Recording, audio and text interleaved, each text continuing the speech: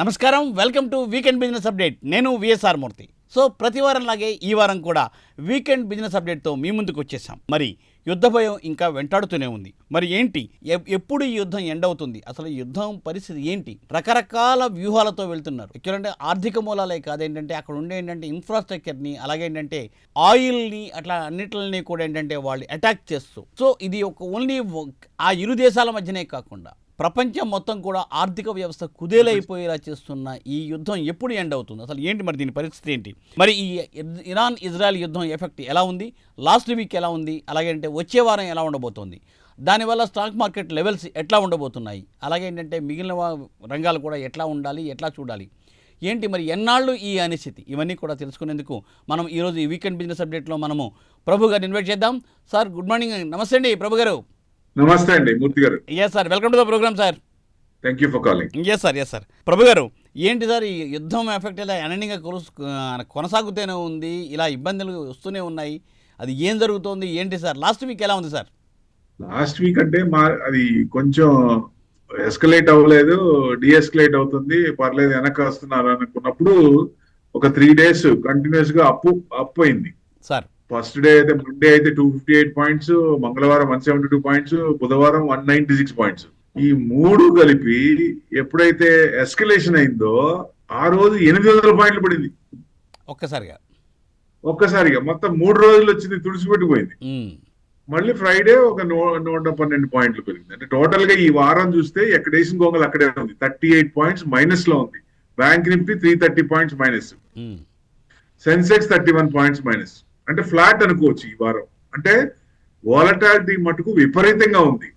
Up and downs విపరీతంగా. ఎందుకంటే Nifty 500-600 పాయింట్లు నిన్నటి హై నుంచి ఇవాళ లో గానీ, ఇవి నిన్నటి లో నుంచి ఇవాళ హై చూస్తే 400-500 పాయింట్లు నిఫ్టీ అంటే ఏమైపోవాలి అసలు మార్కెట్? దారుణం కదా. అవునండి. సో ఇలాంటిది ఎప్పుడు చూడలా.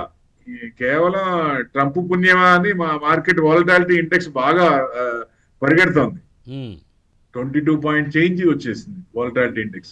అంటే అన్సర్టనిటీ ఎక్కువ, వాలటాలిటీ ఇండెక్స్ ఎక్కువ వస్తుంది. సో ఇప్పుడు పరిస్థితి ఏంటి అంటే ఒక రకంగా వార్ అనేది న్యూస్ ఏం రాలేదు కొంచెం అన్నప్పుడు ఎస్కలేట్ కాకుండా ఉంటుంది, డిఎస్కలేట్ అవుతుంది. ఏదైనా న్యూస్ వచ్చినప్పుడు ఏదైనా ఉన్నప్పుడు నెగిటివ్ అయిపోతుంది బాగా. అంటే ఎవరు ఆగట్లేదు, యువతల వీళ్ళు ఇరాన్ వాళ్ళు ఆగట్లేదు, అవతల వాళ్ళు కూడా ఇది చేయట్లా. సో అన్ని రకాలుగా చూస్తే మనకి ఇరాన్ మీద పెద్ద ఇది కాదు, కానీ క్రూడ్ పెరుగుతోంది, క్రూడ్ ఎఫెక్ట్ అయింది కాబట్టి మళ్ళీ $112 అయింది క్రూడ్. ఆ ఎఫెక్ట్ మన మీద ఉంటుంది కాబట్టి మొత్తం అన్నిటి మీద కూడా పడుతుంది. సో ట్రాన్స్పోర్ట్ మీద కానీ మిగతా ప్రొడక్ట్స్ మీద అన్నిటి మీద పడుతాయి, క్రూడ్ పెరుగుతాయి, పెట్రోల్ డీజిల్ పెరుగుతాయి. సో మనకి మామూలు పెట్రోల్ పెంచలేదు కానీ స్పెషల్ పెట్రోల్ అది పెంచారు, వైట్ పెట్రోల్ కూడా పెంచారు మనకి. సో అది దాని అనుగుణంగా క్రూడ్ ఎప్పుడైతే పెరుగుతుందో ఇండియన్ రూపీ కూడా 93.50 అంత వరకు ఇది అయిపోయిందండి. అంటే $1 ఈజ్ ఈక్వల్ టు 94 రూపీసా. అంటే ఇట్స్ నియరింగ్ టు 100 దగ్గర. జియో పొలిటికల్ హెడ్ విండ్స్ వల్లే పెరిగింది ఇది. రూపీ ఫాల్స్ లో ఉంది ఇప్పుడు బాగా. అంటే ఆయిల్ షాక్ అనుకోవచ్చు ఒక రకంగా. అంటే ఇప్పటిదాకా ఈ సంవత్సరానికి 2026 చూస్తే 3.6% తగ్గిందండి. జనరల్ గా ఇంత పడితే ఆర్బీఐ షేక్ అవ్వాలా సార్, కానీ వాళ్ళు వదిలేస్తున్నారు. లెట్ ఇట్ బి, ఎంతవరకు పోనీ 100 వరకు పోనీ అన్నట్టు ఉంది చూస్తే. ఎందుకంటే 2.4% ఇరాన్ వార్ బిగిన దగ్గర నుంచి పడుతుంది. అంటే ఈ వార్ గనక ఇంకా ఎక్స్టెండ్ అవుతుంటే, plus straight of Hormuz crude supply కాకుండా ఎనర్జీ సప్లైస్ కనుక క్లోజ్ అయి ఉంటే, బంద్ అయి ఉంటే, సో ఆ ఇబ్బందులు, ఎనర్జీ క్రైసిస్ వస్తే డెఫినెట్ గా ఇది 100 పోతా అంటే చిన్నగా పెరిగేటట్టే కనపడుతుంది చూడంగా. అయ్యో, అంటే ఇటు ఆయన తగ్గట్లేదు, ఆయన ట్రంప్ తగ్గట్లేదు. ట్రంప్ కంటే ఈ ఒక్కటే కాదు కదా, ఇంకా వేరే ఇష్యూలు కూడా ఉన్నాయి. అంటే ఇది రన్నింగ్ లో ఉన్నప్పుడే మన నెక్స్ట్ వాళ్ళ మీద, అంటే ఎక్కడంటే వేరే కంట్రీస్ మీద కూడా రెడీ అవుతున్నాడు కంటిన్యూస్ వేరే కంట్రీస్ మీద అటాక్ చేయడానికి కూడా రెడీ అవుతున్నాడు ఆయన. సో అంటే వార్ ఒక రకంగా చూస్తే వాళ్ళు మామూలుగా ఫైట్ చేసింది, కానీ వార్ ట్రెండ్ పందా మారిందంటే మారింది. ఎనర్జీ మొన్నటిదాకా మిలిటరీ చేసుకోవాలి, లేకపోతే జనాల మీద పడినప్పుడు మళ్ళీ రిక్వెస్ట్ చేసుకుంటే మళ్ళీ మామూలుగా వచ్చారు. మళ్ళీ ఇప్పుడేమో ఎనర్జీ ఇది మీద పడ్డారు కాబట్టి ఇది బాగా ఎఫెక్ట్ వస్తుంది. ఇది ఎంతవరకు పోతుంది అనేది చెప్పడం చాలా కష్టం ఉంది, ఎందుకంటే మార్కెట్ డౌన్ లెవెల్స్ చెప్పలేము అనమాట. అవునండి. ఇట్లా ఉంటుంది. ఎక్కడ ఎంతవరకు పోతుంది, వారు ఎంతవరకు పోతుందని చెప్పలేం. ఉమ్, సో ఆ ఎఫెక్ట్ చూస్తే మీకు గ్యాస్ సప్లైస్ ఇబ్బంది పడతాయంటే వరల్డ్స్ బిగ్గెస్ట్ గ్యాస్ ఫెసిలిటీలు కొట్టారు వాళ్ళు. ఇక్కడ సౌత్ పార్స్ ఓ, ఇజ్రాయెల్ కొట్టింది. ఉమ్, ఇజ్రాయెల్ కొడితే వాళ్ళ అనుగుణంగా ఖతార్ లో ఉన్న ఆయిల్ రిఫ్రాక్టరీని వీళ్ళు కొట్టారు. ఉమ్, నార్త్ ఫేజ్ దాని పేరు, దాన్ని కూడా కొట్టారు. సో అంటే వార్ ఎస్కలేషన్ అవుతుంది, పంద మారింది. సో గ్యాస్ ఫీల్డ్ దాని మీద హిట్ అవుతుంది బాగా. సో వరల్డ్ లార్జెస్ట్ అంటే world natural gas field largest ఇది. అదేంటంటే సౌత్ పార్స్ అనేది ఎల్ఎన్జి అంటే 13 years కి సరిపడా ఇది స్టోర్ చేస్తారు. 70% అక్కడి నుంచే ఇది అవుతుంది all over the world. Sir. So అంత ఎఫెక్ట్స్ వస్తుంది. అంటే ఇది మెటీరియల్ డ్యామేజ్ చూస్తే బిగ్గెస్ట్ ఎస్కలేషన్ ఇన్ వార్ అన్న. ఇది మెటీరియల్ డ్యామేజ్ కింద తీసుకోలేము, ఉమ్, బిగ్గెస్ట్ ఎస్కలేషన్ వార్. అంటే వార్ ఇంకెంత వరకు పోతుంది, అన్లిమిటెడ్ గా ఉంది, ఎక్కడ కనపడట్లేదు, ఎండ్ కార్డ్ అనేది కనపడట్లేదు, ఏదైనా తగ్గుముఖం అనేది ఎక్కడ కనపడట్లా. సో గ్యాస్ ఫీల్డ్ ఇది కాబట్టి గ్యాస్ ఫీల్డ్ కొట్టారు. సో అంటే ఇరాన్ ఖతారు ఇద్దరు కలిసి ఆ సౌత్ పార్ట్స్ ని ఇది చేసుకున్నారు. 70% ఏమో ఖతారు, 30% ఏమో ఇరాన్. కానీ ఎప్పుడైతే వీళ్ళు దాని మీద కొట్టారో సో డెఫినెట్ గా వీళ్ళు ఏం చేశారు, వాళ్ళ ఇది కూడా కొట్టేశారు. అంతే సో కదండి. దాని మూలంగా ఇద్దరు కూడా అంటే ఫ్రెండ్షిప్ కూడా ఎనిమి అవుతుంది. అంటే ఇప్పుడు జీసీసీ కంట్రీస్ కూడా వార్ లో జాయిన్ అవుతాయా అనే భయం వేస్తోంది. వాళ్ళు కూడా జాయిన్ అయితే ఇది ఎస్కలేషన్ అనేది భయంకరంగా ఉంటుంది, ఎంతవరకు పోతుందో కూడా ఎవరు చెప్పలేరు. సో ఆ కంట్రీస్ ఏమో కొంచెం ట్రంప్ పిలుస్తుంటే స్ట్రైట్ ఆఫ్ హార్మూజ్ దగ్గర ఉండి సపోర్ట్ తీసుకొని మన షిప్లన్నీ ఇచ్చేద్దాం, వాళ్ళతో ఫైట్ చేద్దాం అంటే ఎవరు మాట్లాడలా. వాళ్ళ ఎల్ఐసి మొత్తం వెనుదిరిగారు, వెను చూపించారు ఆయనకి. సో ఆయన మాట ఎవరు విన్నట్లా. సో ఇప్పుడు ఎనర్జీ చైన్ సప్లై కనుక ఇబ్బంది పడితే ఇంకా మనకి క్రూడ్ చూస్తే $150 వరకు పోవచ్చా అంటే 150 ఏంటి, ఖమేనీ చెప్పినట్టు $200 కూడా పోవచ్చు ఇది కనుక కంటిన్యూ అవుతాయి. ఓ గాడ్. సో అప్పుడు చాలా ఎఫెక్ట్ అవుతుంది. ఇప్పుడు దీని ఎఫెక్ట్ ఎప్పుడు కనపడుతుందంటే కొన్ని కంట్రీస్ కి 150 days ఉంటుంది, కొన్ని చైనాకి 120 days ఉంది, ఇండియాకి చూస్తే 60 days అంటే 2 months. సార్. ఇప్పుడు వారు కనుక ఇంకొక వారం ఇదైతే మనకు కూడా స్టార్ట్ అవుతుంది. ఇప్పుడు ఇంకా కాస్ట్ కట్టింగ్ అనేది అన్ని కంట్రీస్ స్టార్ట్ చేసినాయండి, ఉమ్, చాలా కంట్రీస్. ఎందుకంటే పాకిస్తాన్ కూడా 4 working days చేసింది, 5 working days ని 4 working days చేసింది. ఓకే. ఆహా, అట్లా పాకిస్తాన్ కూడా. ఓకే. ఎక్కువ మందిగా అంటే గ్లోబల్ ఎనర్జీ క్రైసిస్ వల్ల గవర్నమెంట్ వాళ్ళు కూడా ఫ్యూయల్ ని తక్కువ వాడాలి అనే ఉద్దేశంతో ఉన్నారు. ఉమ్, అంటే మెజర్స్ తీసుకుంటున్నారు. అంటే 4-day work week ఒకటి, ఫ్యూయల్ రేషనలైజింగ్ ఒకటి, మానిటరీ ఏసీ టెంపరేచర్స్ తక్కువ పెట్టుకోకుండా ఎక్కువ పెట్టుకోమంటున్నారు. అంటే అవును. ఈ జనరల్ గా ఈ war energy crisis really it's rippling global economy. దాంతో పాటు ఇప్పుడు మనకు కూడా ఇంకొక వారం, ఇంకో 2 వారాలు అయితే మనకు కూడా ఎఫెక్ట్ అనేది బాగుంటుంది. వార్ అంటే వెస్ట్ ఏషియా వార్ ఒక రకంగా వాళ్ళిద్దరికే కాదు, ముగ్గురికే కాదు, it's shaking about the global economy. Almost. So అందరికి భయేస్తుంది. ఇక్కడ దాకా ఎవరికి లేదు, మిగతా కంట్రీస్ ఎలైస్ కూడా, యుఎస్ లో ఉన్న నాటోలో ఉన్న వాళ్ళు కూడా కొంచెం వెన్నుపూసలో వెనుకొస్తుంది. అమ్మ ఇది ఎక్స్టెండ్ అయితే ఇబ్బందే. బ్రెంట్ క్రూడ్ $70 $100 పైకి వెళ్ళిపోయింది. సో ఇది కనుక కంటిన్యూ అయితే 150 ఏంటి 200 కూడా వెళ్ళిపోవచ్చు అనేది ఆయిల్ స్టాక్స్ అనేది అందరికి తగిలినప్పుడు ఆ ఎఫెక్ట్ ఆ కంట్రీ మీద పడుతుంది, ఇన్ఫ్లేషన్ మీద పడుతుంది. సో డెఫినెట్ గా ఇది ఆయిల్ స్టాక్స్ అనేది ఎంత త్వరగా తగ్గితే అంత మంచిది. సార్ మరి అంటే అందరు కూడా అంటే ఎక్కువ సెవరల్ ఏషియన్ కంట్రీస్ ఇబ్బంది పడ్డాం మనం, ఎక్కువ ఆయిల్ ఆధారపడ్డాం కాబట్టి. సో అంటే స్ట్రైట్ ఆఫ్ హార్మూజ్ కాకుండా యుఎస్ వాళ్ళు ఏంటి వేరే చోట నుంచి చెప్పించుకుంటారు కాబట్టి వెనిజులా నుంచి తీసుకుంటారు. అది కొంచెం కాస్ట్ ఎక్కువైనా వాళ్ళకి ఆయిల్ సరఫరా ఉంటుంది. సో మనకి ఇప్పుడు ఆయిల్ మెయిన్ కాదు కానీ LNG main, gas supply main. ఎందుకంటే మన గవర్నమెంట్ కూడా చెప్పింది, మీరు చూసే ఉంటారు, సిటీస్ లో పర్వాలేదు కానీ రూరల్ ప్లేస్ లో ఎవరికైతే అవకాశం ఉందో కట్టెల పొయ్యి మీద వండుకోండి, గ్యాస్ వాడటం తగ్గించండి అని గవర్నమెంట్ స్ట్రింజెంట్ ఆర్డర్ ఇచ్చేసింది. అవును, గ్యాస్ సప్లై కొన్నాళ్ళు ఇబ్బంది పడతా ఉంది. అంటే ఇప్పుడు మనకి ships 2 ships Nanda Devi Shivalik ships వచ్చినా ఇంకో 2 షిప్స్ కూడా అక్కడి నుంచి పాస్ అవుతాయని, ఇవాళ రేపో అవి పాస్ అవుతాయి. అవి వచ్చినా గానీ ఇంకా మనకి రిమోట్ ప్లేసెస్ లో చాలా ఇబ్బంది పడుతున్నారు గ్యాస్ కి. అది ఇక ఎక్స్టెండ్ అయితే, వారు కనుక ఎక్సలైట్ అయితే, స్ట్రైట్ ఆఫ్ హార్మూజ్ కనుక క్లోజ్ కనుక ఎక్స్టెండ్ అయితే, సో డెఫినెట్ గా క్రూడ్ పెరిగే ఛాన్స్ ఉంటుంది. అప్పుడు ఎనర్జీ క్రైసిస్ బాగా వచ్చే ఛాన్స్ ఉంటుందండి, ఎల్ఎన్జీ గానీ ఫెర్టిలైజర్స్ గానీ. మ్మ్. సో ఇది సీరియస్ మ్యాటర్ ఇప్పుడు. ఎందుకంటే ఇప్పుడు దాకా అంత అనిపించలేదు, కానీ ఇక్కడ నుంచి సీరియస్ మ్యాటర్. కొన్ని కంట్రీస్, వియత్నాం అయితే ఫ్యూయల్ ని బాగా తగ్గించాలి, వాళ్ళ ఆయిల్ రిజర్వ్స్ కూడా బాగా తగ్గిపోయినాయి అని జనానికి ఎలా మెజర్స్ చేస్తారు, తగ్గించుకోండి అని చెప్పి హింట్లు ఇస్తున్నారు. థాయిలాండ్ అయితే ఒక రకంగా రెసిడెన్స్ టెంపరేచర్స్ అంటే ఏసీ టెంపరేచర్స్ తగ్గించుకోండి అంటే ఎలివేటర్స్ వాడే బదులు స్టేర్స్ వాడండి, మెట్లు ఎక్కి వెళ్ళండి అన్నట్టు చెప్తున్నారు వాళ్ళు. మ్మ్. అంటే చూడండి ఆ సిచ్యువేషన్ ఎలా ఉందో. ఎలా మనకి వచ్చేసింది. ఇంకా ఆ సిచ్యువేషన్ రాలేదు, మనకి ఇంకా ఒక 2 weeks టైం ఉంది. మ్మ్. సో కొన్ని ఇంటర్నేషనల్ న్యూస్ ఛానల్లో కూడా సూట్స్ కానీ ఇట్లాంటివి వేసుకోకుండా డ్రెస్ కూడా సింపుల్ డ్రెస్ వేసుకోవాలని చెప్పి హింటింగ్ ఇస్తున్నారంటే పరిస్థితి ఆలోచించండి. మ్మ్. శ్రీలంక కూడా ఫ్యూయల్ రేషనింగ్ చేస్తుంది. సో వాళ్ళేంటి, పెట్రోల్ బంకులు చూస్తే పాము గనక ఎంత పొడుగు పాము కనుక ఎంత ఇదిగా ఉంటుందో లాంగ్ స్నేకింగ్ క్యూస్ అనుకోవచ్చు ఒక రకంగా ఫ్యూయల్ పంప్స్ దగ్గర. ఇది పరిస్థితి. మ్మ్. ఆయిల్ రిజర్వ్స్ జపాన్ కి అయితే 150 days, సౌత్ కొరియాకి అయితే 200 days, చైనాకి 120 days, 100 నుంచి మనకి 60 days. ఇది గనక ఎక్స్టెండ్ అయితే ఇంకొక వారం, ఇంకొక 2 వారాలు పెరిగింది అనుకోండి, పరిస్థితి మరి దారుణంగా ఉంటుంది. మార్కెట్ లెవెల్స్ కూడా విపరీతంగా పడిపోయే ఛాన్స్ ఉంటుంది. అంటే ఎప్పుడైతే 22,750 కట్ అయిందో 21,800 మనం లాస్ట్ టైం అనుకున్నది, అది ఇంకా ఇది కనుక కంటిన్యూ అయితే ఆ లెవెల్ వరకు వెళ్ళొచ్చా అంటే ఆ లెవెల్ వరకు వెళ్ళే ఛాన్స్లే కనపడుతున్నాయండి. మ్మ్. సో సార్ మరి ఆ పొజిషన్లో సార్ ఎట్లా ఉండొచ్చు సార్? అంటే మరి వచ్చే వారం కూడా ఎలా ఉండొచ్చు అసలు పొజిషన్ ఏంటి అసలు? అంటే వారానికి చూస్తే మీకు గిఫ్ట్ 300 points లో డౌన్ లో క్లోజ్ అయింది. సో మండే కూడా గ్యాప్ డౌన్ అయ్యే ఛాన్స్ ఉంది, గ్యాప్ అప్ అయ్యే ఛాన్సే లేదు. మ్మ్. సో మనకి మెయిన్ ఒకటే క్రూడ్ ఒకటే పెరిగింది, 8.9% పెరిగింది క్రూడ్ ఒకటే. మ్మ్. క్రూడ్ ఒకటి అంటే మనకి ఒక భూతం. ఇంకోటి ఏంటంటే ఎఫ్ఐఎస్ కన్సిస్టెంట్ గా అమ్ముతూనే ఉన్నారు ఏ టైంలో అయినా సరే. మ్మ్. వారన్నా జరగండి, యుద్ధం అన్నా జరగండి, తుఫాన్ అన్న పడండి, ఏదైనా వాళ్ళ పని వాళ్ళు చేస్తున్నారు. వరల్డ్ మార్కెట్స్ అన్ని నెగిటివ్ లో ఉన్నాయి. సో టోటల్ అంటే పెరిగి ఉన్నాయి కాబట్టి కొంచెం ప్రాఫిట్ బుకింగ్ లో అనుకోవచ్చు.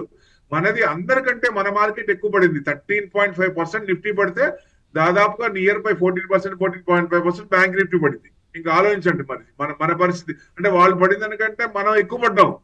మ్మ్. ఓకే. Yes. అంటే ఎఫ్ఐఎస్ ఏమో దాదాపుగా 87 crores ఈ మార్చి మంత్ లో అమ్మేశారు. అయినా కానీ మ్మ్. 1,00,000 కోట్లు ఏమో డిఐఎస్ కొన్నారు. మార్కెట్ ఎంత పడిందండి?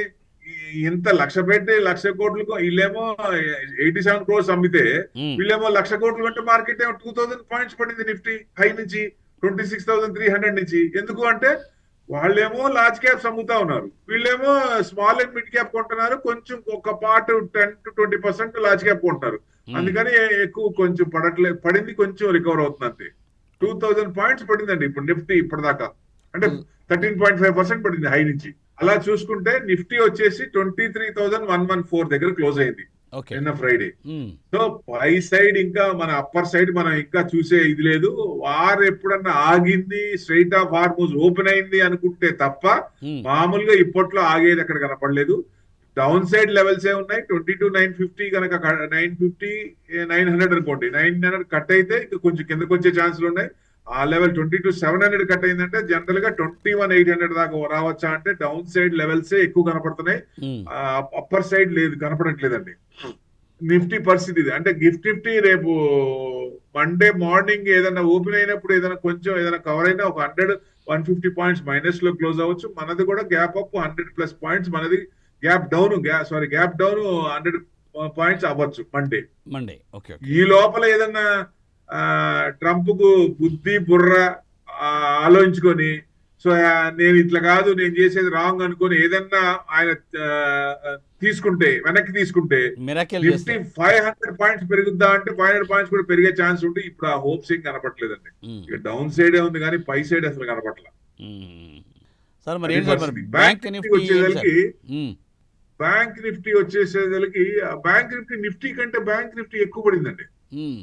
రెండు ఉన్నాయి దాంట్లో. హెచ్డిఎఫ్సి బ్యాంక్ ఆ చైర్మన్ రిజైన్ చేయడం అది కూడా ఒక కారణం, మళ్ళీ ఇది కూడా ఇట్లా కూడా ఒక కారణం కదా. అంటే టెంపరీ చైర్మన్ ఆయన, టెంపరీ డైరెక్టర్ ఆయన బయటికి వెళ్తూ బ్యాంక్ దాని మీద అబండ్ వేశాడు. వాల్యూస్ ఏదో సంథింగ్ రాంగ్ అన్నట్టు, నాకు సింక్రనైజ్ అవ్వట్లేదు అని పరిస్థితి అన్నట్టు మాట్లాడాడు ఆయన. మ్మ్. సో అది మెయిన్ హెచ్డిఎఫ్సి. అసలే హెచ్డిఎఫ్సి బ్యాంక్ ఐసిఐసిఐ ప్రాఫిట్ రీజిక్ లో ఉన్నాయి. 20% తగ్గిస్తాను కాబట్టి మార్చి వరకు తగ్గుతుంది అని కూడా తగ్గుతుంది. మ్మ్. తగ్గుతుంది. ఈ టైంలో ఆయన కూడా ఓ రకంగా ఇంటర్నల్ మ్యాటర్, కానీ ఇది ఇంతవరకు బయటికి తీసుకొచ్చి ఇలా చెప్పడం అనేది షేర్ హోల్డర్స్ ఇంత నష్టపోతారు. మరి ఆయన ఎందుకు చెప్పారో తెలియదు. ఒకవేళ ఇంటర్నల్ అనుకోండి, నిజంగా ఆడిట్ జరిగి అక్కడ రిపోర్ట్ వస్తే అప్పుడు తెలుస్తుంది weather he's correct or bank is correct అనేది. అవును, అది ఆడిట్ రిపోర్ట్ మార్కెట్ వెయిట్ చేస్తుంది. బ్యాంక్ ఏం చెప్తుంది అనేది ముఖ్యం. ఆడిట్ రిపోర్ట్ చేసిన తర్వాత అప్పుడు మనకు రిపోర్ట్ బయటకు వస్తుంది. అది ఎక్కువ నష్టం లేదు అనుకున్నప్పుడు పర్వాలేదు. ఎందుకంటే ఏదైనా ఏప్రిల్ నుంచి హెచ్డిఎఫ్సి, ఐసిఐసి పెరిగే ఛాన్సులు ఉంటాయి. ఇవేమో ప్రాఫిట్ బుకింగ్ లో ఉన్నాయి. పిఎస్యు బ్యాంక్స్ కొంచెం బాగా, ఎస్బీఐ కానీ ఇవన్నీ ప్రాఫిట్ బుకింగ్ లో ఉన్నాయి, బాగా పెరిగినాయి కాబట్టి 1200 చిల్లర నుంచి దాదాపు కిందకు వచ్చేసిందండి. బ్యాంక్ నిఫ్టీ నిన్న చూస్తే 53,427, హై ఎంతండి మనకి 61,700. అంటే ఎంత తగ్గింది? 8,000 పాయింట్స్ పడింది. 8,000 పాయింట్స్ పడింది. అంటే వాల్యూ ఎక్కువ కాబట్టి. అది అప్పర్ సైడ్ ఏం లేదు, దీనికి అప్పర్ సైడ్ చెప్పుకోవడానికి కూడా ఏం లేదు, చెప్పడానికి కూడా మాట పెగలట్లేదు, మాట ధైర్యం కూడా చాలట్లేదు నాకు. చూస్తే మార్కెట్ నెగిటివ్ అంత ఉంది. ఇంకా డౌన్ సైడ్ ఇంకా చూడాలి. ప్రెసెంట్ పాజిటివ్ ఎక్కడ కనపట్లేదు. 53,260 కట్ అయిందంటే ఇంకా కిందకి 50,350, ఆ 50,000కు రావచ్చా అంటే 50,000కి వచ్చే ఛాన్స్ కూడా కనపడుతుంది. ఇంకా ఒక 3,000 డౌన్. సో ఇప్పుడు ఏదన్నా క్రూడ్ $150 అనుకో, క్రూడ్ ఇబ్బంది పడుతూ స్ట్రైట్ ఆఫ్ హార్మూజ్ ఓపెన్ అవ్వకుండా క్రూడ్ 150 అయింది అనుకోండి, అప్పుడు $50,000 వచ్చే అవకాశం, నా ఉద్దేశం మటుకు అక్కడ దాకా వచ్చే ఛాన్స్ ఉంటుంది. మనం నిఫ్టీ, బ్యాంక్ నిఫ్టీ అనుకున్నాం కదా, 21,800 అని. ఆ 21,800 రావాలంటే ఎప్పుడు అబౌవ్ $150 క్రూడ్ కనుక పెరుగుంటే, ఆయన చెప్పినట్టు $200 అయిందంటే బాగా పడిపోయే ఛాన్స్ ఉంటుంది. $150 అయినా 21,800 వచ్చే ఛాన్స్ ఉంటుంది. ఇది 21,800 వచ్చిందంటే బ్యాంక్ నిఫ్టీ మీకు 50,000 వచ్చే ఛాన్స్ ఉన్నాయి. అంతవరకు మ్యాక్స్ టు మ్యాక్స్. అంటే ఇప్పటి నుంచి ఏదైనా క్రూడ్ కొంచెం అంటే కూల్ అవుతుందా అనేది చూడాలి. What will happen. ఎందుకంటే క్రూడ్ తగ్గితే మనకి ఆ ఎఫెక్ట్ పెద్ద ఉండదు మనకి. అదేనండి. కానీ ఎలాగైనా సరే ఏంటంటే టోటల్గా ఏంటంటే అసలు ఆల్మోస్ట్ చాలా అనిశ్చితి కొనసాగుతూ ఉంది ఇప్పుడు ప్రస్తుతం పరిస్థితులు. అసలు మరి ఇప్పుడు అంటే కొత్తగా వచ్చిన వాళ్ళకి బాధగా ఉంటుంది, బాగా బాధగా ఉంటుంది. అనవసరంగా వచ్చామే చెప్పి కొంచెం లాస్ట్ 6 months బ్యాక్ ఎగ్జిట్ అయితే బాగుంటుంది అంటే మార్కెట్ లో ఉన్న ఇదే టెంపర్తనం, మార్కెట్ లో ఉన్న ఇదే అండి.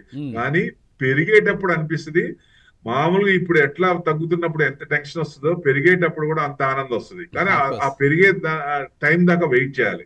సో డెఫినెట్ గా ఇవాళ ఎన్నో మార్కెట్ లో డౌన్లు చూసింది కానీ మళ్ళీ ఆ తర్వాత టర్మ్ లో నెక్స్ట్ ఇయర్ రాకపోతే నెక్స్ట్ ఇయర్ లో వచ్చేదానికంటే లాస్ట్ ఇయర్ నష్టమైన దానికంటే డబుల్ అయింది. ఓకే, అవును అవును. సో డెఫినెట్ గా హోల్డ్ చేసుకోవచ్చు, భయపడాల్సిన పని లేదు ఎవరైనా సరే. మార్కెట్ ఇప్పుడు పడుతుంది కాబట్టి కొంచెం ఏదైనా లోవర్ లెవెల్స్ లో కొనాలి అనుకున్న వాళ్ళు, ఫ్రెష్ గా కొనాలి అనుకున్న వాళ్ళు కొంచెం ఆగటం బెస్ట్. ఎక్కడ అవుతుంది అనేది ఈ న్యూస్ ని బట్టి స్ట్రైట్ ఆఫ్ హార్మూజ్ ఓపెన్ అవ్వాలి, వారు తగ్గాలి, ట్రంప్ వెనకడిగేయాలి. ట్రంప్ ఇరాన్ లో వెనకడిగేసినా మళ్ళీ క్యూబాలో ఆయన ఆల్రెడీ పవర్ గ్రిడ్ కొట్టాడు. ఆయన పవర్ సిస్టమ్ చాలా వీక్ గా ఉంది అక్కడ. అన్డెవలప్డ్ కంట్రీ అనుకోవచ్చు ఒక రకంగా ఫిడెల్ కాస్ట్రో తర్వాత.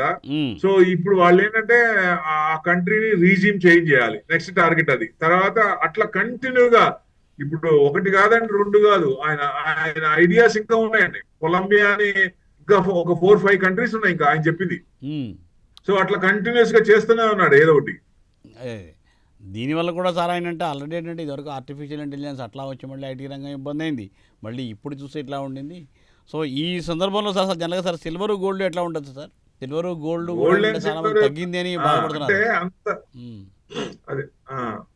అదంటే గోల్డ్ 300 పాయింట్స్ ప్లస్ లో క్లోజ్ అయింది. సిల్వర్ ఒక 4,000 పాయింట్స్ మైనస్ లో ఉంది సార్ మొన్న మా ఫ్రైడే క్లోజింగ్. అంటే అంత ఎక్కువ ఏం పడట్లేదు, బాగా ఏం పడట్లేదు. ఈ క్రూడ్ కనుక పెరిగితే ఆటోమేటిక్ గా అప్పుడు కొంచెం పడే ఛాన్స్ ఉంటుంది. ఇప్పుడు నిన్న క్లోజింగ్ ఎంతండి? 1,44,825 ఇది గోల్డ్. అదే 2,27,420. ఏదన్నా తగ్గితే 210 to 215 మ్యాక్స్ టు మ్యాక్స్, లేదా 220, అంతకు మించి తగ్గకపోవచ్చు. అక్కడి నుంచి ఎక్కడో చోట ఇది సెటిల్ అయినప్పుడు కొంచెం పడట్లేదు. చూడండి, ఎక్కువ పడట్లేదు. ఇప్పుడు మార్కెట్ పడుతున్నప్పుడు మీరు ఒకటి అబ్జర్వ్ చేయండి, మార్కెట్ పడుతున్నప్పుడు ఎసెట్ క్లాస్ లో గోల్డ్, సిల్వర్ పెరిగాయి అంతకు ముందు ఇది వరకు. అవును, ఇప్పుడు మార్కెట్ పడిన దాంతో పాటు అది కూడా పడుతుంది. ఎందుకంటే బికాస్ ఆఫ్ క్రూడ్, డాలర్ మన ఐఎన్ఆర్ 94 అయిపోయింది. సో ఇవన్నీ ఎఫెక్ట్ ఇస్తున్నాయి కాబట్టి కొంచెం ఇంట్రెస్ట్ రేట్లు పెంచుతారు నెక్స్ట్ అనేది తగ్గించే ఛాన్స్ లేదనుకున్నప్పుడు ఈ రివర్స్ అవుతున్నాయి అన్నమాట. ఎప్పుడైతే ఇది అవుతున్నాయో ఆ ఇంట్రెస్ట్ రేట్లు ఇచ్చేస్తారో వైస్ వర్సా నెక్స్ట్ కొంచెం పెరిగే ఛాన్సులు ఉంటాయి. ఎందుకంటే తగ్గినప్పుడు ఇంట్రెస్ట్ రేట్ తగ్గినప్పుడు గోల్డ్ లో ఇన్వెస్ట్మెంట్ ఎక్కువ చేస్తారు కాబట్టి. WTI క్రూడ్ కానీ బ్రెంట్ క్రూడ్ కానీ 119కి వచ్చి 112 క్లోజ్ అయింది బ్రెంట్ క్రూడ్. WTI అయితే 94-95 వచ్చేసింది. అది కూడా WTI అంటే యుఎస్ది కూడా $100 అవుతుందా అంటే ఓవర్ ఏ పీరియడ్ $100 వెళ్ళేటట్టు ఉంది. అంటే క్రూడే మెయిన్, అందరికి కూడా క్రూడే మెయిన్ కాబట్టి ఆ క్రూడ్ కంట్రోల్ కావాలంటే వార్ ఆగిపోవాలంటే ట్రంప్ ఆలోచనలు మారాలి, ఇరాన్ ఆలోచనలు కూడా మారాలి. ఇద్దరు కూడా ఒక అడుగు వెనకేసి ఎక్కడో ఒక చోట సెటిల్మెంట్ తీసుకోవాలి. ఎందుకంటే యుద్ధంలో గెలిచేది ఎవరు ఉండరు, వాళ్ళు ఓడిపోయారు మేము గెలిచామనేది ఉండదండి. నష్టం రెండు వైపులు ఉంటది. ఇప్పుడు ఇరాన్ కి నష్టం కంటే యుఎస్ కి నష్టం బాగుంది. ఎందుకంటే మిలిటరీ బేసిస్ కానీ వాళ్ళు అన్ని కొట్టేశారు. ఇది ఒక రకం ఇరాన్ కూడా నష్టం లేకుండా లేదని చెప్పలేము, వాళ్ళకి కూడా నష్టం ఉంటుంది. ఎందుకంటే ఎక్కువ మంది ఇరాన్ లో కూడా జనాలను కూడా సివిలియన్స్ కూడా ఇబ్బంది పెడుతున్నారు. మొన్నటి దాకా అది లేదు, సివిలియన్స్ ఎప్పుడైతే ఇబ్బంది పెడుతున్నారో అది కొంచెం ఫ్లేర్ అప్ అయ్యే కొద్దీ టెన్షన్ వస్తూ ఉంటది. ఇప్పుడు ఆ GCC కంట్రీస్ లో మన వాళ్ళందరూ దాదాపుగా 1 కోటి మంది ఉన్నారు. ఆ 1 కోటి మంది కూడా అసలు నన్ను అడిగితే నిద్రపట్టదు వాళ్ళకి. రాత్రిపూట బాంబులు ఇంటి చుట్టూతో బాంబులు పడతా ఉంటాయి, నిద్రపట్టదు వాళ్ళ పరిస్థితి అది. మరి మన గవర్నమెంట్ కూడా 60% వాళ్ళకి ఫ్రీ టికెట్స్ తీసుకోకుండా 40% తీసుకోమంది. ఒక 100 మందికి తీస్తే 40 మందికి ఛార్జ్ చేసి 60 మందికి ఛార్జ్ చేయొద్దని చెప్పింది గవర్నమెంట్ కూడా. ఓకే, అది వాళ్ళు కూడా ఫ్లైట్ టికెట్స్ కూడా ఫ్లైట్ ఫేర్ కూడా బాగా పెంచేశారు. ఇప్పుడు గ్యాస్ ఇది కూడా పెంచుతున్నారు. ఇంకా పెరిగే ఛాన్స్ ఉంటుంది, ఇంకా పెరిగితే ఇంకా ఛాన్స్ ఉంటుంది. అందరికీ ఇబ్బంది, అన్ని రకాలుగా ఇబ్బంది. ఇది పరిస్థితి ఇప్పుడు ప్రెసెంట్. అంటే నెగిటివ్ లోనే ఉంది. ఎంత వరకు డౌన్ జారేటప్పుడు జారుడు పంటలా జారుతుంది, ఎంత వరకు వెళ్తుంది అనేది చెప్పలేని పరిస్థితి. సరిగ్గా ఇప్పుడు ఈ సిల్వర్ బీసు గారి గోల్డ్ ఇవన్నీ చూడొచ్చా, లేదంటే ఏంటి లేదంటే వెయిట్ చేయడమే బెటర్? ఏదైనా ఆల్రెడీ ఉన్నవాళ్ళు గుంజుకోండి, ఏమి కాదు, గుంజుకోండి. ఇది మనకేమి లేదు. ఇండియాలో పెద్ద పారామీటర్స్ ఏమి నెగిటివ్ లేవు, పాజిటివ్ గానే ఉంటాయి. నేను బల్లగుద్ది చెప్తా 100% బౌన్స్ బ్యాక్ అవుతుంది. గోడకు కొట్టిన బంతిలాగా వస్తుంది, కానీ వెయిట్ చేయాలి, ఆ ధైర్యం ఉండాలి. అంటే చెప్పడానికి ఈజీ అండి, ఎవరైనా ధైర్యం ఉండండి మళ్ళీ పెట్టుకోండి అని చెప్పడానికి ఈజీ, కానీ పెట్టిన వాళ్ళకి తెలుస్తుంది ఆ పెయిన్, వారి బాధ. కానీ నా ఉద్దేశంలో నేను అంత ముందు 2000 సంవత్సరం నుంచి చూశాను కాబట్టి అప్ అండ్ డౌన్ చాలా చూసాం. సో డెఫినెట్ గా ఆ డౌన్ అయ్యేటప్పుడు అందరి ఆలోచనలు ఇలానే ఉంటాయి. అప్ అయినప్పుడు కూడా ఎవ్రీవన్ విల్ బి హ్యాపీ. సంతోషమైన రోజులు మళ్ళీ వస్తాయి, ఆ రోజుల కోసం వెయిట్ చేయాలి. తప్పనిసరిగా సార్, మీరు చెప్పినట్టు తప్పనిసరిగా సంతోషమైన రోజులు మళ్ళీ తప్పనిసరిగా రావాలి.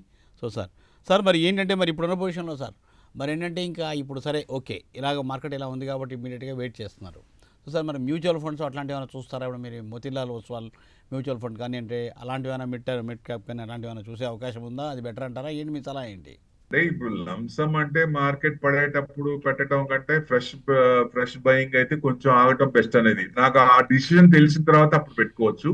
లేదా ఇప్పుడు జనరల్ గా ఏంటంటే ఈక్విటీ మార్కెట్ లో ఇంత డౌన్ అవుతున్నా పెరిగే స్టాక్స్ ఉంటాయి, అప్ అయినా డౌన్ అయ్యే స్టాక్స్ ఉంటాయి. అంటే ఆ స్టాక్స్ కన్సల్టేషన్ తీసుకొని ప్రీవియస్ లో లెవెల్స్ కి వచ్చినప్పుడు ఇంకా అంతకంటే స్టాక్స్ అందరి దగ్గర లేవు, ఉన్నంత వాళ్ళు అమ్మేశారు, ఇంకా మిగతా వాళ్ళు ఇక్కడ నుంచి పడదు అనుకున్నప్పుడు ఏమవుతుందంటే అక్కడి నుంచి కన్సల్టేషన్ తీసుకుని టైట్ కన్సల్ట్ తీసుకుని బ్రేక్అవుట్ అయ్యే ఛాన్స్ ఉంటాయి. అట్లా అప్ లో పడే ఉంటే డౌన్ లో కూడా పెరిగే ఉంటాయి. Selection of the stocks important. అంటే రెసిస్టెన్స్ సపోర్ట్ లెవెల్స్ ఎక్కడ ఉన్నాయి, అంత ముందు రీసెంట్ హై ఎంత రీసెంట్ లో ఎంత, నేను కన్సిస్టెంట్ గా చెప్తున్నాను. అవి ఈ లెవెల్లో కూడా చూడండి, ఈ లెవెల్లో కూడా కొన్ని పెరిగే స్టాక్స్ ఉన్నాయి, పెరుగుతున్నాయి కొన్ని. ఎందుకంటే ఆ స్టాక్స్ ఎంత పడాలో ఎంత నష్టం జరగాలో అంత నష్టం జరిగిపోతాయి దాంట్లో. అలాంటి స్టాక్స్ వాళ్ళు ఎవరన్నా ఉన్నా ఫ్రెష్ ఎవరన్నా చూడాలన్నా అలాంటి స్టాక్స్ చూసుకొని ఆల్ టైమ్ లో ఎక్కడైతే ఉందో అది క్రాస్ అవ్వకుండా యూటర్న్ తీసుకుందో అక్కడ తీసుకోండి. బ్రేక్అవుట్ అవుతున్నప్పుడు అప్పుడు అలాంటి కొనుక్కోవచ్చు. లేదా మార్కెట్ కొంచెం మారినప్పుడు మంచి ఫండమెంటల్ స్టాక్ సెలెక్ట్ చేసుకుంటే మంచిది. మ్యూచువల్ ఫండ్స్ ఏమో ఎస్ఐపి అయితే అసలు ఆపాల్సిన పని లేదు, ఎస్ఐపిలో ఆపాల్సిన పని లేదు. మ్యూచువల్ ఫండ్స్ లంసమ్ అయితే ఫ్రెష్ బయింగ్ అయితే కొంచెం ఆగమంటాను. ఆల్రెడీ ఉంటే మటుకు యావరేజ్ చేయడానికి కూడా ఎప్పుడైతే న్యూస్ ఏదైనా పాజిటివ్ వచ్చిందో అప్పుడు కొనాలంటే చెప్పలేము. నైట్ వచ్చినప్పుడు రేపు మార్నింగ్ గ్యాప్ అప్ అవుద్ది. కాబట్టి లీస్ట్ ఆఫ్ ద లీస్ట్ ఎక్కడో చూసుకొని కొంచెం ధైర్యం చేసి డిఫరెన్స్ కనుక మీకు 15 అంతకు ముందు పెట్టిన దానికి ఇప్పుడు పెట్టేదానికి ఒక 15 to 20% ఎక్కువ ఉంటే అప్పుడు పెట్టుకోవచ్చు. అప్పుడు డెఫినెట్ గా పెట్టుకుంటే మీకు మార్కెట్ యూటర్న్ తీసుకున్నప్పుడు ఏకదమ్న పాకిస్తాన్ సీజ్ ఫైర్ 1000 పాయింట్స్ ఎలా పడిందో అంతకంటే పెరిగిందో అలానే అంతకంటే పెరిగే ఛాన్సులు ఉంటాయి న్యూస్ కనుక పాజిటివ్ వస్తాయి.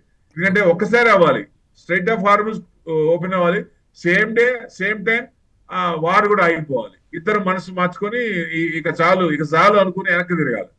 సో సార్ కరెక్టే మరి ఈ జరిగిన డెఫినెట్ గా పెరిగే ఛాన్స్ ఉంటుంది. సరే సార్, మరి కరెక్టే కరెంట్ అవన్నీ ఏంటంటే తప్పనిసరిగా మనం ఆశావాద దృక్పథం తప్పనిసరిగా ముందుకు వెళ్దాం.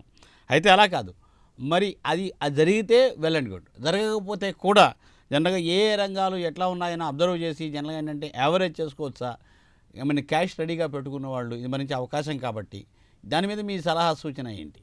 అంటే crude will effect so many sectors. Auto గానీ పెయింట్స్ గానీ క్రూడ్ పెరిగే కొద్దీ అవి పడుతూనే ఉంటాయి సార్. క్రూడ్ పెరుగుతుంటే అప్పుడు అవి కూడా పెరుగుతాయి, క్రూడ్ తగ్గుతున్నప్పుడు అవి కూడా పడుతూనే ఉంటాయి. ఐ మీన్ క్రూడ్ పెరుగుతుంటే అవి పడుతూనే ఉంటాయి, క్రూడ్ తగ్గితే అవి పెరుగుతాయి, ఎందుకంటే తక్కువ రేట్లు వస్తాయి కదా. ఓకే, సో ఆ ఎఫెక్ట్ ఉంటుంది. ఇప్పుడు బ్యాంక్ అండ్ ఫైనాన్షియల్స్ కూడా ఎక్కువ పడింది, దాదాపుగా 8800 పడ్డాయి. నిఫ్టీ కూడా 13.5%. All sectors down. 16 సెక్టార్లు ఉన్నాయి, 16 సెక్టార్ డౌన్. ఏ సెక్టార్ ఇప్పుడు మనం ఎక్కడ అనేది ఇండివిజువల్ స్టాక్స్ నేను చెప్పేది. ఇండివిజువల్ స్టాక్స్ లో ఆల్ టైమ్ లో కట్ అయినా, ఆల్ టైమ్ లో దగ్గర ఉన్న అక్కడి నుంచి ఏదైనా సపోర్ట్ తీసుకున్నప్పుడు అలాంటి స్టాక్స్ సెలెక్ట్ చేసుకోవాలి. అందుకే ఎవరైనా మీకు అనలిస్ట్లు ఉన్నప్పుడు ఇలాంటి టైంలో ఆ అనలిస్ట్ సూచనలు సలహాలు తీసుకొని పెట్టుకుంటే డెఫినెట్ గా కొంచెం భరోసాగా ఉంటుంది. అది కూడా మీరు కరెక్ట్ చెప్తారా లేదా చూసుకొని మీరు కూడా అబ్జర్వ్ చేసుకుంటా ఉండాలి. ఎవరో చెప్పిందని కాకుండా అబ్జర్వ్ చేసుకుంటే దాని ప్రకారంగా ముందుకెళ్తే బెస్ట్. ఇప్పుడు సెక్టార్స్ పైన ఎవరైనా క్యాష్ రెడీ చేసుకోమని చెప్తాను నేను. ఇంకా ఇప్పుడే కొనాల్సిన పని లేదు, కొంచెం క్యాష్ రెడీ చేసి పెట్టుకోండి, క్యాష్ లెవెల్స్ పెంచుకోండి, లెవరేజెస్ పెంచుకోండి. పెంచుకుంటే డెఫినెట్ గా పెరుగుతుంది అనుకున్నప్పుడు అప్పుడు అటాక్ చేయొచ్చు. అప్పుడు చేస్తే పడేటప్పుడు ఏంటంటే ఎక్కడ పోతుందో చెప్పలేం కాబట్టి యూటర్న్ తీసుకున్నప్పుడు కొంచెం 10 రూపీస్ లో ఉంటే 15 రూపీస్ లో 100 రూపీస్ పడింది, 10 రూపీస్ కి వచ్చింది, 10 రూపీస్ లో కొందాం ఇక అనుకున్నప్పుడు 15 కి వచ్చింది అనుకోండి, అక్కడ కొన్న బెస్టే కదా, 100 రూపీస్ పడినప్పుడు. అట్లా డిఫరెన్స్ ఉంటాయి, ఆ లెవెల్స్ ఉంటాయి. ఆ లెవెల్స్ చూసి దాని ప్రకారంగా చేసుకుంటే మంచిది. క్యాష్ అందరినీ రెడీ చేసుకోమంటే cash is the king always. ఎవరి దగ్గర క్యాష్ ఉందో వాళ్ళే రాజులు అనుకోవచ్చు ఒక రకంగా ఇలాంటి పడే టైంలో. ఎందుకంటే ఎవరైనా కొనాలన్నా యావరేజ్ చేయాలన్నా మళ్ళీ డబ్బులు కావాలి, డబ్బులు లేక పైన కొని చాలా మంది ఇబ్బంది పడతారు కదా. సో అది మెయిన్ సార్. మరి అలాంటప్పుడు జనరల్గా ఏంటంటే ఇలాంటి మూమెంట్లో ఇంకా సార్ ఫైనల్గా మనము చేయగలిగిన ఇది ఏంటంటే ఓన్లీ వెయిట్ అండ్ సీనే అంటారా? మంత్రం ఏంటి? వెయిట్ అండ్ సీ పాలసీ అంతే అండి. ఇది పడేటప్పుడు ఎవ్వరు ఏం చేయలేరు, ఏ అనలిస్ట్ చేయలేరు, ఎవ్వరు ఏం చేయలేరు. మార్కెట్ ని ఎవరి కంట్రోల్లో ఉండదు. మార్కెట్ తన పని చేసుకుంటా పోతుంది. కాకపోతే ఈ పారామీటర్స్ పాజిటివ్ గా రావాలి, జియో పొలిటికల్ టెన్షన్స్ తగ్గాలి, ఎకనామిక్ కన్సర్న్స్ పాజిటివ్ గా రావాలి. ఇవన్నీ ఉంటాయి కాబట్టి అవన్నీ సుదురుతున్నాయా మారుతున్నాయా లేదా ఇంపార్టెంట్. అవన్నీ చూస్తే మన పారామీటర్స్ అన్ని బాగున్నా ఎవరికో ఎక్కడో తుమ్మిందే మనకి దగ్గొచ్చినట్టుంది, ఆడు యుఎస్ కి తుమ్మితే మనకి దగ్గొస్తున్నట్టుంది ఇది పరిస్థితి అట్లా. ఎందుకంటే వాళ్ళు ఫాలో అవుతాం కాబట్టి. అవునండి, ఎక్కువ పెద్దన్న పొజిషన్ ఫాలో అవుతాం కాబట్టి ఇది పరిస్థితి. అందుకనే ఇక్కడి నుంచి అయినా గవర్నమెంట్ ఇప్పుడు వేసుకున్న ప్లాన్ ప్రకారం ఒక రకంగా చూస్తే, అంటే పొలిటికల్ గా అని కాదు కానీ కరెక్ట్ టైంలో కరెక్ట్ డిసిషన్ రేవంత్ రెడ్డి గారు తీసుకున్నారు. ఎలా? గవర్నమెంట్ వెహికల్స్ అన్ని ఈవీ వెహికల్స్ కొనాల్సిందే, ఇక్కడ నుంచి కొనాల్సింది ఫసల్ ఫెయిల్ కొనడానికి లేదని. అట్లానే ప్రతి గవర్నమెంట్ ప్రతి స్టేట్ కూడా ఈవీ వెహికల్స్ ప్రమోట్ చేస్తే డెఫినెట్ గా అప్పుడు ఏమవుతుందంటే లాంగ్ రన్ లో మన ఫసల్ ఫ్యూయల్ నుంచి మనకి పెట్రోల్ డీజిల్ నుంచి బయటికి రావాలి, క్రూడ్ నుంచి బయటికి రావాలి, ఈవీస్ మీద చేయాలి, గ్రీన్ ఎనర్జీ మీద ఇది అవ్వాలి. అప్పుడు ఇది రైట్ టైం. కోవిడ్ లో కనుక యూపీఐ అందరికి ఫోర్సిబుల్ గా ఎట్లా అలవాటైందో, ఇప్పుడు ఇలాంటి పరిస్థితుల్లో కూడా గవర్నమెంట్ కొన్ని స్టర్న్ స్టెప్స్ తీసుకుంటే ఫసల్ పెట్రోల్ బండ్ల నుంచి ఈవీ వెహికల్స్ కి వస్తే చిన్నగా ఆ ప్లాట్ఫామ్ అనేది మారుతుంది, ఒకేసారి మారుతుంది కాబట్టి. Right, correct. సో తప్పనిసరిగా మీరు చెప్పిందంటే చాలా మంచి ఇది. తప్పనిసరిగా అంటే గవర్నమెంట్ కూడా ఆ దిశగా ఆలోచించితే ఇటువంటి అనుకోని సంఘటనలు జరిగినప్పుడు లేదంటే ఎవెన్చువాలిటీస్ వచ్చినప్పుడు తప్పనిసరిగా ఏంటంటే మార్కెట్లో మనం ఏంటంటే ఇలాంటి వాటిలో ఇబ్బంది పడకుండా మనం ముందుకు వెళ్ళే అవకాశం ఉంటుంది. సో థ్యాంక్ యూ ప్రభు గారు, thanks for weekend update this week. చాలా వాల్యుబుల్ ఇన్ఫర్మేషన్ చెప్పారు. Thanks once again for joining sir. So చూసారుగా, ఇది ఈ వారం వీకెండ్ బిజినెస్ అప్డేట్. మళ్ళీ వచ్చే వారం ప్రసారమయ్యే వీకెండ్ బిజినెస్ అప్డేట్లో కలుసుకుందాం. చూస్తూనే ఉండండి ప్రైమ్ 9. నమస్తే.